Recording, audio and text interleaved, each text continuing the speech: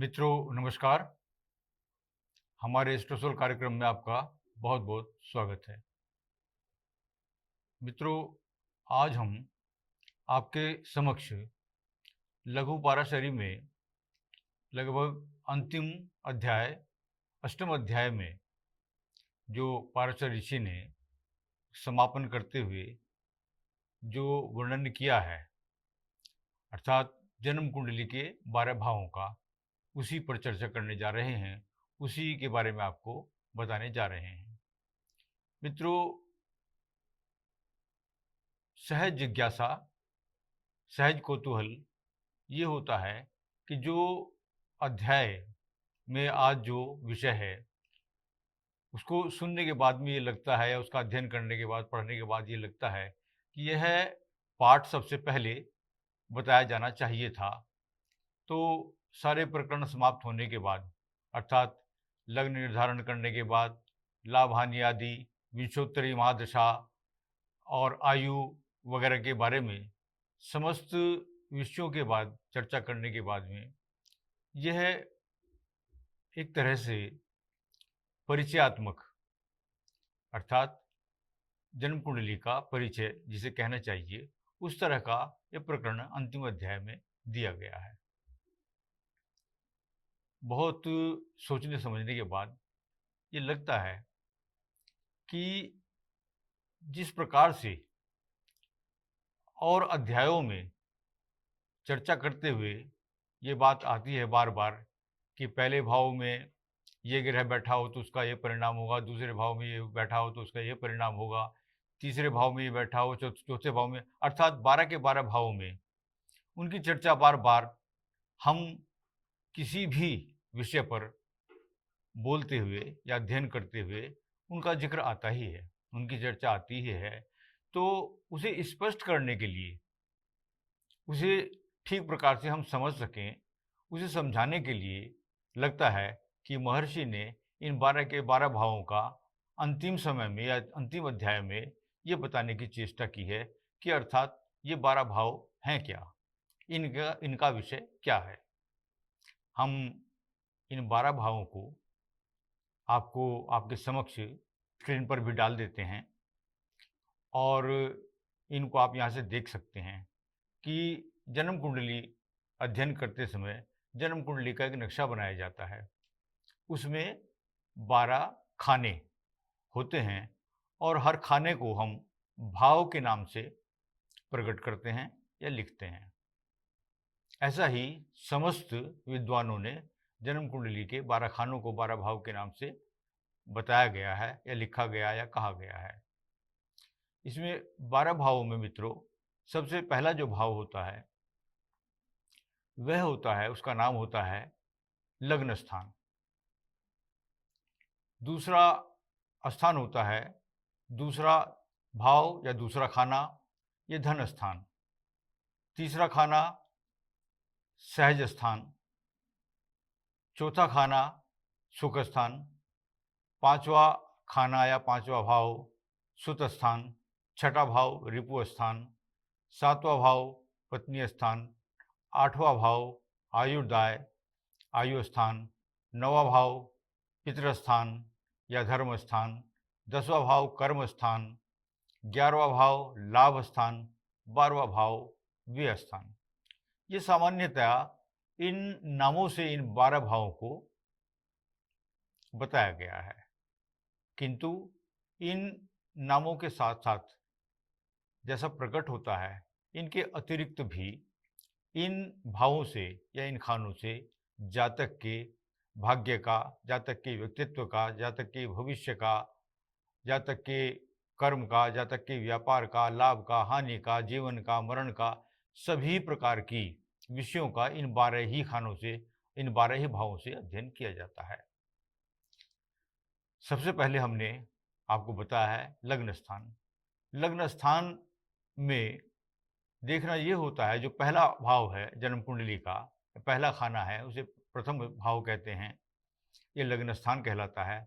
इसमें देखना ये होता है कि इस खाने में, इस भाव में कौन सी राशि पड़ी हुई है, उस राशि के क्या स्वभाव हैं, क्या उसके कारक हैं, क्या किस प्रकार का वो देश करती है, उसके आधार पर तथा वहाँ पर जो बैठे हुए ग्रह हैं, ग्रह आदि के आधार पर इस विषय का अर्थात लग्न से अभिप्राय है जातक के व्यक्तित्व का, जातक के स्वास्थ्य का, जातक के मन का, जातक के तन का, जातक के धन का, जातक की संपूर्ण व्यक्तित्व का अध्ययन किया जाता है, ये देखकर कि इस खाने में या इस भाव में जो राशि बैठी हुई है, उसमें जो ग्रह बैठा हुआ है, वो उसे किस प्रकार से प्रभावित करता है। तो पहले भाव को हम जातक के संपूर्ण व्यक्तित्व के अध्ययन करने के लिए जन्म कुंडली में देखते हैं या उसका अध्ययन करते हैं। इसी प्रकार दूसरे भाव को या दूसरे खाने को हम जातक के दाएं अंग में अर्थात दाएं नेत्र आदि का या दाएं कर्ण आदि का विचार करते हैं। उसमें कोई व्याधि तो नहीं है, कोई विकार तो नहीं है, और वही भाव वहाँ की राशि, वहाँ के ग्रह के आधार पर उसे धन स्थान कहते हैं। धन स्थान उसे नाम दिया गया है, अर्थात जातक के प्रारब्ध में कितना धन है, उसे पैतृक संपत्ति मिलेगी, पैतृक धन मिलेगा, या उसके परिश्रम के द्वारा धन अर्जन उसे होता रहेगा, या उसे धन कमाने में किल्लत होगी, या धन आएगा पहले और खर्च पहले हो जाएगा, आने से पूर्व ही उसका धन जो है खर्च हो जाएगा। अर्थात जातक के संपूर्ण जीवन में उस भाव में धन की क्या स्थिति रहेगी, इस बात का अध्ययन हम जातक के भाग्य के लिए करते हैं।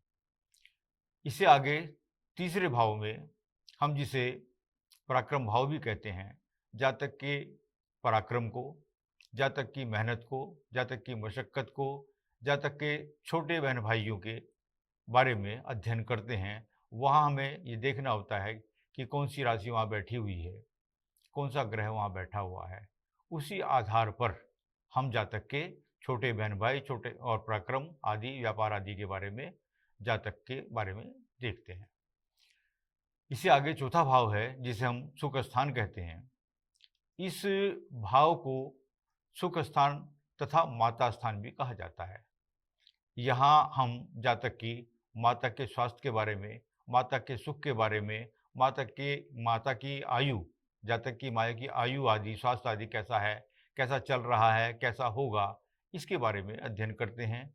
भूमि, भवन, मकान, वाहन आदि तथा समाज के संरचना के बारे में, समाज से संबंधों के बारे में भी इसी भाव से हम, चौथे भाव से हम अध्ययन करते हैं। अर्थात इसमें बैठी हुई राशि, इसमें बैठे हुए ग्रह, इस पर दृष्टि डालते हुए ग्रह, यहाँ पर उच्च नीच आदि की स्थिति को देखते हुए चौथे भाव का अध्ययन हम करते हैं, और इन विषयों में इस भाव के कारक हैं, इन विषयों का अध्ययन करके हम जातक के भविष्य का जो निर्धारण करते हैं, उसका अध्ययन करते हैं। पांचवा भाव मित्रों होता है सुत स्थान। पांचवा भाव विद्या, बुद्धि, वाणी। जैसे पांचवा भाव हम विद्या, बुद्धि, वाणी के लिए देखते हैं, वहाँ यह भी बताना आपको हम आवश्यक समझते हैं कि जो दूसरा भाव हमने धन भाव जिसे हमने कहा था, वह भाव भी वाणी और विद्या, बुद्धि आदि के बारे में, वहाँ से भी हम थोड़ा सा आंकलन करते हैं कि जातक बहुत अधिक बोलने वाला तो नहीं है, बहुत अधिक टॉकेटिव तो नहीं है। इस प्रकार से उसकी क्या प्रकृति है, उसका अध्ययन भी हम दूसरे स्थान से भी करते हैं। और पांचवें स्थान से हम जातक की संतान, जातक की विद्या, बुद्धि, वाणी, पराक्रम, जातक का नौकरी, और जातक की जो है विवाह या प्रेम विवाह, प्रेम संबंध आदि के बारे में भी हम पंचम भाव से अध्ययन करते हैं। अर्थात पंचम भाव का संबंध किस प्रकार से सप्तम भाव से तो नहीं है या लग्न से तो नहीं है, इन बातों को देखते हुए पंचम भाव में हम इन विषयों का अध्ययन करके जातक को उसके भविष्य का निर्धारण करते हैं।